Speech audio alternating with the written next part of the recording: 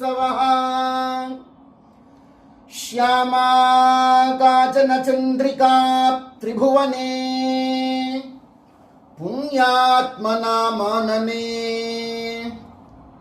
सीमा शून्य कवित्ववर्षजननी या कापि कादम्बिनी मारारातिमनोविमोहनविधौ या चित्तमः कन्दली कामाक्ष्याः करुणाकटाक्षलहरी कामाय मे कल्पताम्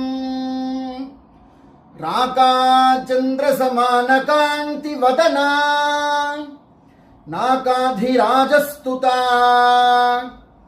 मूकानामपि कुर्वती सुरथुनीकाशवाग्वैभवम्